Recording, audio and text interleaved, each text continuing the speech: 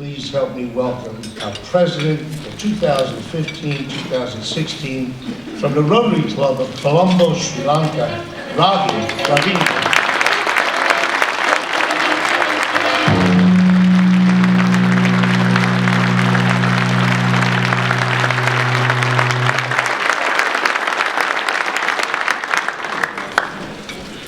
Sure, but I like this US habit of standing every time some joker walks in.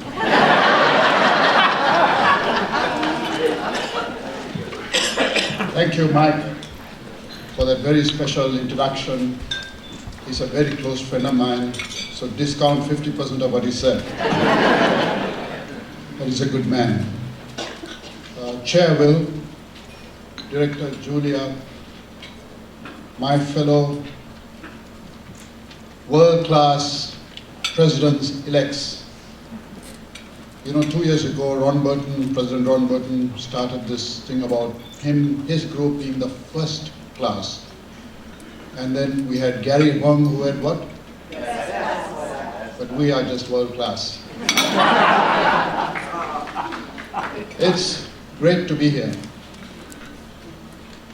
I looked up Wikipedia about the King of Prussia because I was fascinated by this name. And it's quite a story, quite a story.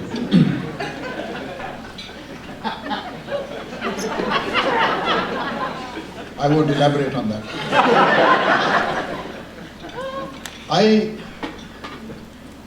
am focusing very much on going to Presidents-elects training seminars. And I would like to meet each one of you if I could.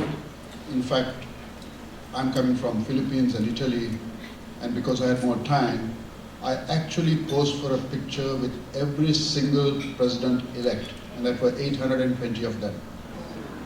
Unfortunately, I need to rush to Mexico straight from this, and I can't do that with you. But I want you to know that you don't really need me, but I desperately need you. My future as president, Julia's future as director, depends entirely on you. And over the next 2 or 3 months, weather permitting, yesterday I sat on the runway for 2 hours, I would meet 14,000 presidents. And I think that's the key to next year. And when I start talking to these presidents, you understand that this is where Rotary is made. Rotary is not made in Evanston or the boardrooms. The president is unimportant, the directors are unimportant, even the governors are not so important. It's you, the presidents, who can really create Rotary, who can really move the world, who can truly be a gift to the world.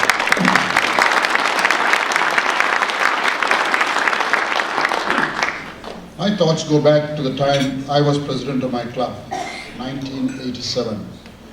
I was one of those very reluctant presidents, virtually caught by my neck and pushed in there because I think they couldn't find anyone else.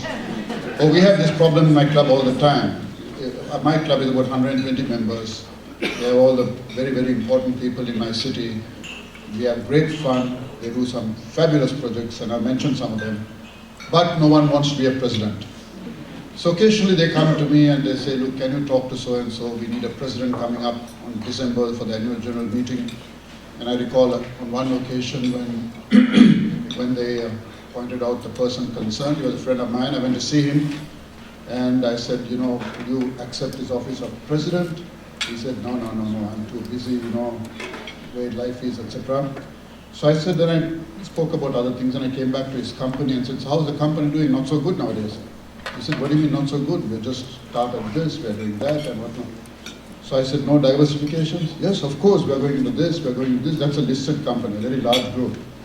So I said, becoming president is just like running another company. There's no difference. I mean, if you have 25 companies, adding one more to your stable is not a big deal. Then I stopped and said, well, of course, being president, you don't make money. I suppose money is very important and that's why you deal with other ones. Then he looked at me and said, you bastard, okay, I'll take it. So occasionally it's good to use some emotional blackmail. I think me becoming president was the turning point of my life. I had a successful year and I learned a lot of good values. But I remember when I took over the office, what came to my mind was the advice my rugby coach gave me during my rugby playing days. He said, he used to tell us before a game, he said, remember, the size of your success is measured by the strength of your desire, by the size of your dreams, and by your ability to handle disappointments.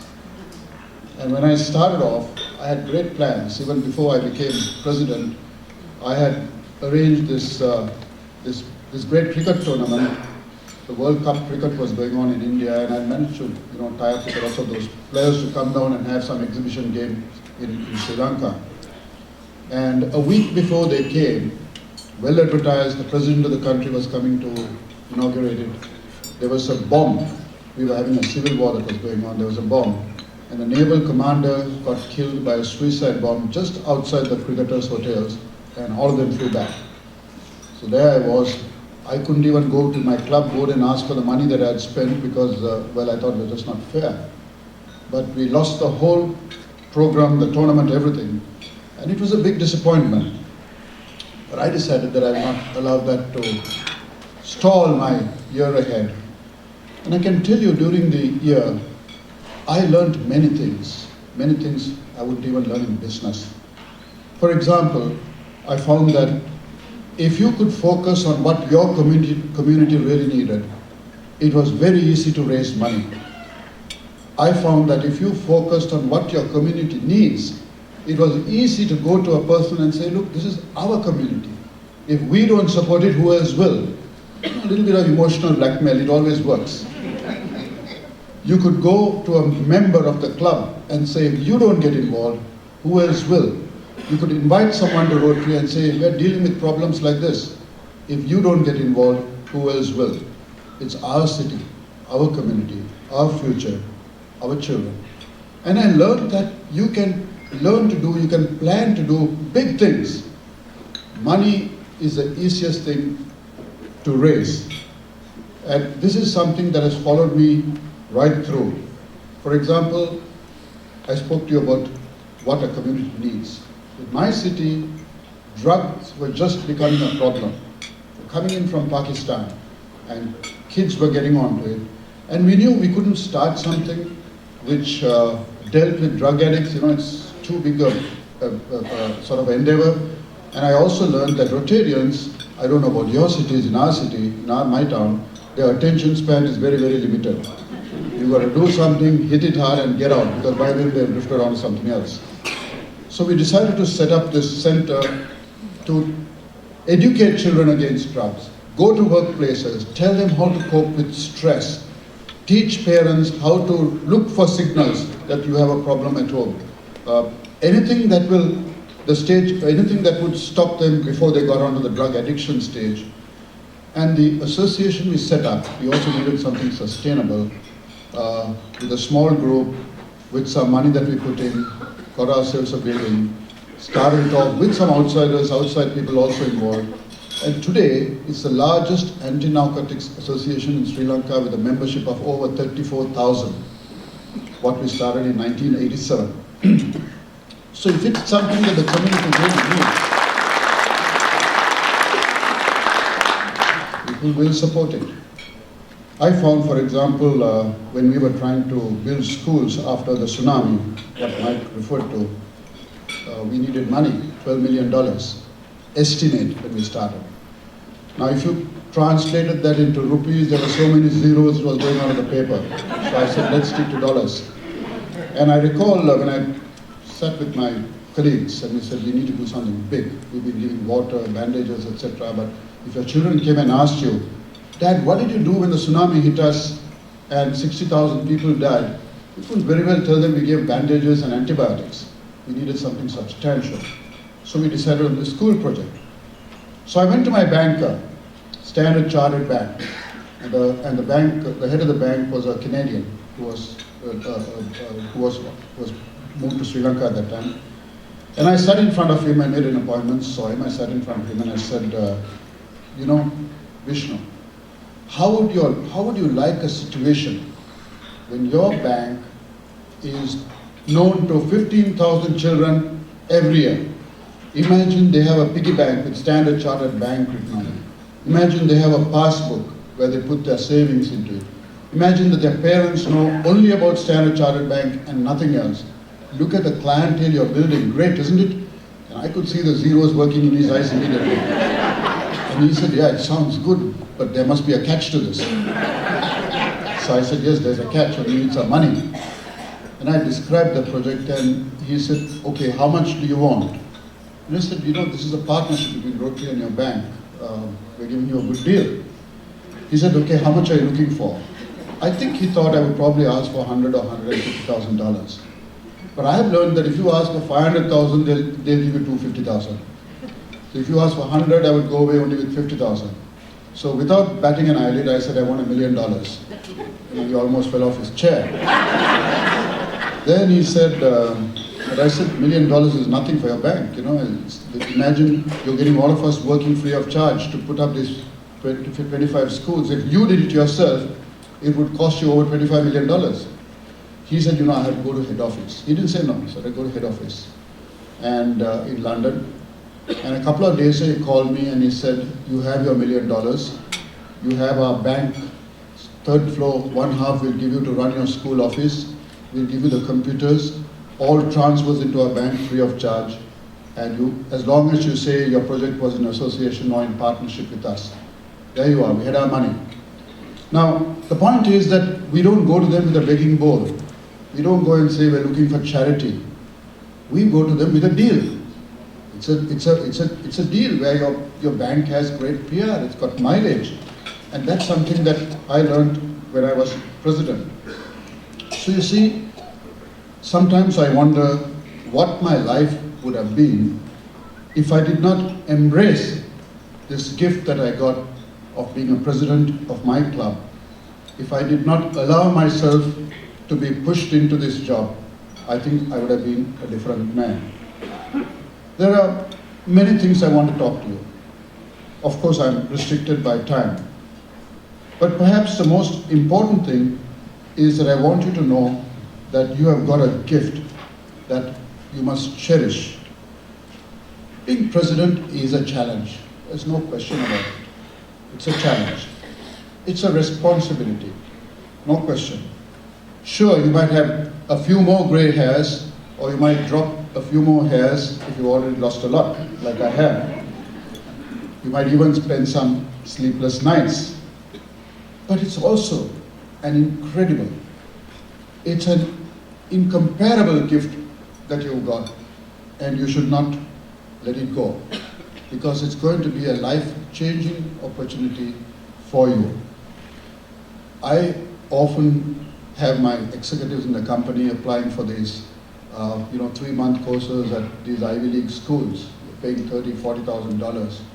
And I'm thinking to myself, what a fool this fellow is, and my company is even more stupid to pay half this money. Because if he took over a job as a Rotary Club president, he will get this entire course for free in 1 year. You actually learn practically in 1 year what you pick up at Stanford or Harvard about management. You can't buy a program like this. You learn how to manage peers. They don't teach you that at Harvard. You learn to identify a project and you learn to manage it. You learn to raise the money to do the job. And most of all, you learn how to successfully hand over your club and the project to your successor. And that's one of the good things about Rotary, that even if you wanted to, June 30th, you're out. No chance of extensions. Well, you can do all this if you just choose to do it. I am not a person who has any great ability. In fact, the very first speech I made was when I became president of my Rotary Club. I was scared of this mic before that. I often think I'm just an average guy with average abilities. But I thought, look, I don't have any experience in humanitarian programs and stuff like this. But I had resolved. you too have that resolve in you. You just need to extricate that, get it out of your system. You have already made a choice, remember. You made a choice to be president. Now I'm asking you to make that second choice. I'm asking you, how you're going to handle the second choice that is in your hands. What are you going to do with this gift that you've got? You can either decide that you're going to do nothing with this, like for example, can't see my notes. You can choose not to do anything with it and let this year in office just pass by, you marking time. Or you can give yourself as a gift to your club. And I'm going to ask you to do that. Give yourself as a gift to your club so that your club can be a gift to the community. And I'm going to ask you for more. I'm not only going to ask you to give yourself to the club as a gift, I'm going to ask you to be a gift yourself. A gift to the club, a gift to the community, a gift to the world. You know, I have a philosophy in life that we must live, that you might die tonight, and you must plan as though you live 100 years. That way you don't take any shortcuts in your planning. But if you live as though you might die tonight, you know, your whole perspective to life changes. You have everything in order. You do what has to be done today because there may not be a tomorrow. And the way you look at things change. So there's one thing that is certain. We are all mortal and our time on earth is limited. Are you going to, like Ravindran Tagore, the famous Nobel laureate from India who wrote the national anthem, as he said, are we going to spend our time stringing and unstringing our guitar when the song we came to sing remains unsung? Or are we going to sing the song? So what will it take to make every hour, every day, every year that we exist on this earth count? Each one of them is fleeting.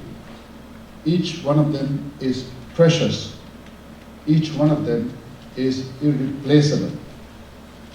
At the end of our lives, are we going to sit back and say or realize that we wasted it? Or are we going to say that as we pass from this earth, we know that the good that we did stays behind, that there were people who benefited because we went through. So we have only one chance at life. You probably have only one chance at being president. If you're president a second or third time, that means your club needs an overhaul. It shouldn't be so. So the time is so short. You have 366 days and one extra leap second next year. And you have to make that count.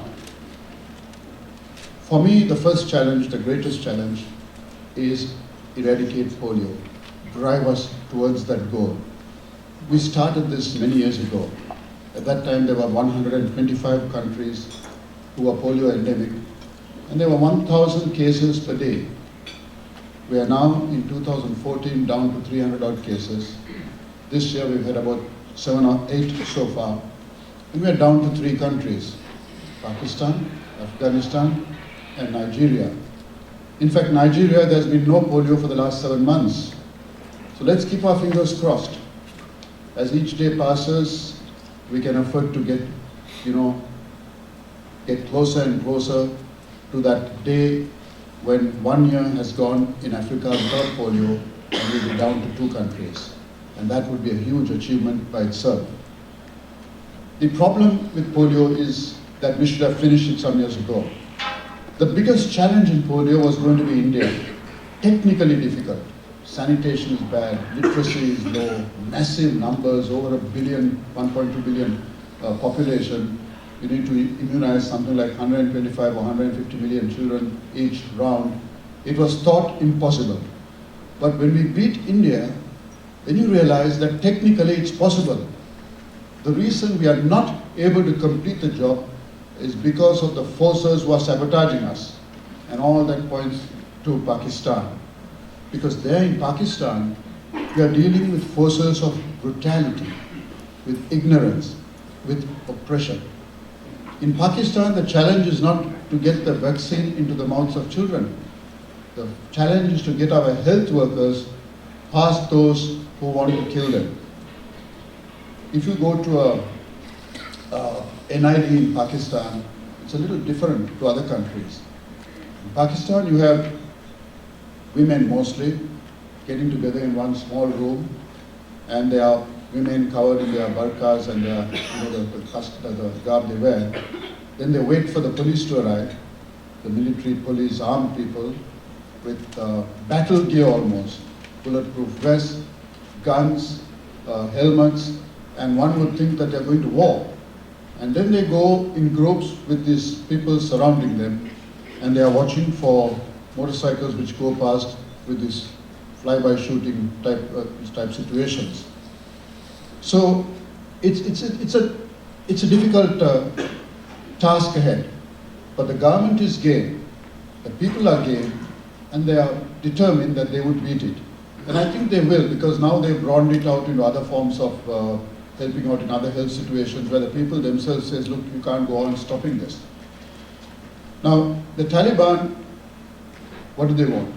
They're saying, stop the drone attacks by the Americans. They say you used the CIA to get to Osama bin Laden disguised as a vaccine worker.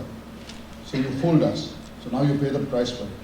I've seen a documentary where they're holding up, a Taliban worker is holding up a child with a limp leg, his daughter. And he says that, this is my daughter. She's a martyr. We are going to use her to export this virus back to the Western countries who are attacking us. So that's the type of people that we are dealing with. And we are not going to let these people beat us. We are not going to let down the faith, the dedication, the trust that millions have had on us. We are going to beat them. We are not going to be brought low by so lowly an opponent. We will beat them. We will prevail. You see,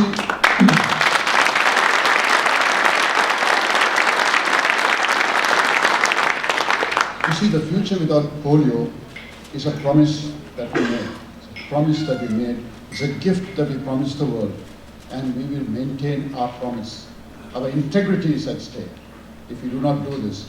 So we have to get this job done. We've got to get this job done. We know that eventually, and I'm telling you all this because we know eventually the potential of our clubs, of our organization is with you, is with our clubs, as I said. Our clubs, of course, are being run by normal human beings. They are not people of extraordinary ability. They are good people who become extraordinary when they hold this job. Now these are men and women like yourselves who have other priorities. So you're constantly competing with other pressures of life. And the task that our governors and everyone else has is to help you to balance your goals and your realities.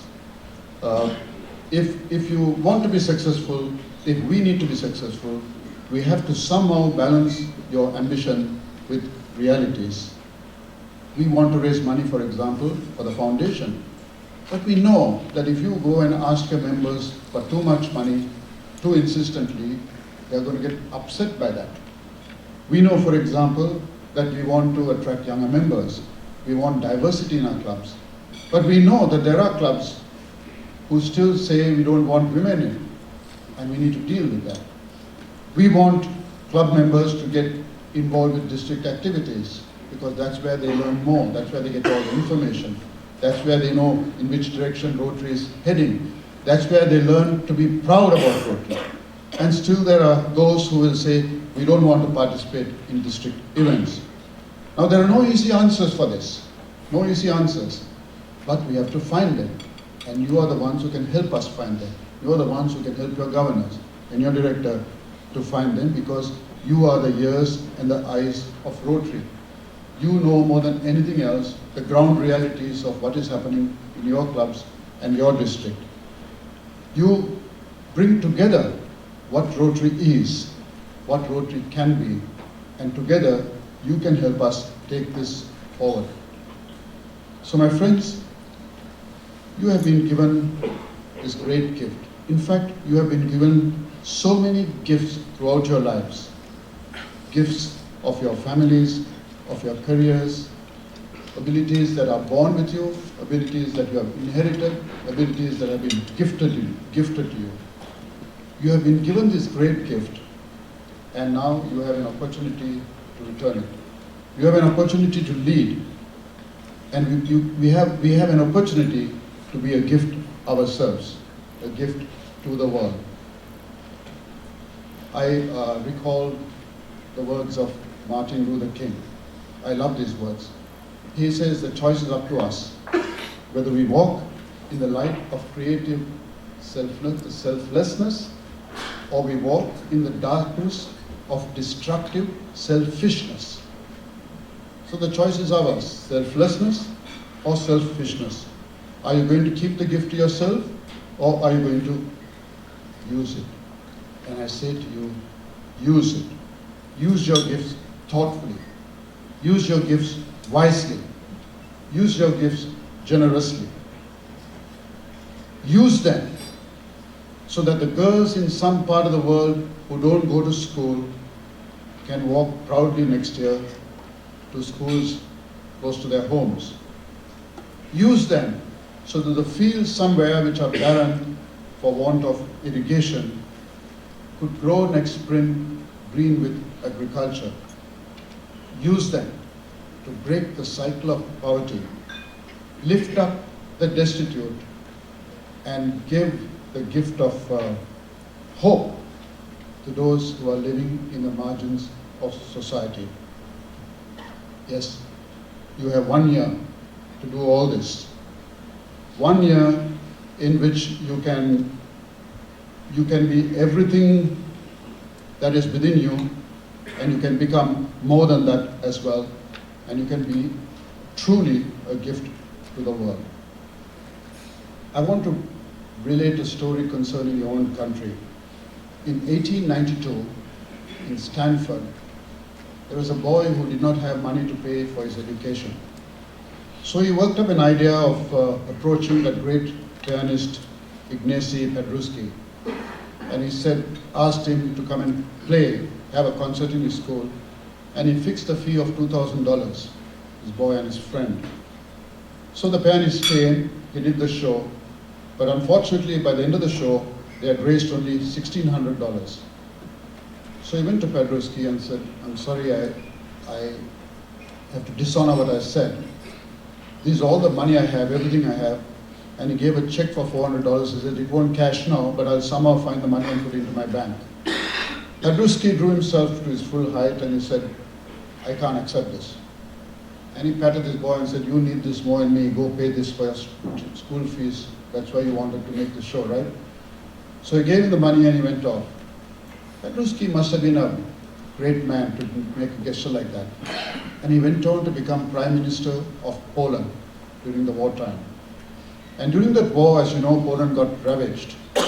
And towards the end of the war, there were 1.5 million people in his country who were starving. So Pedruski came back to the United States. He met the chief of the US Food and Relief Operations Administration, Herbert Hoover, who himself went on to become president. And he asked for food.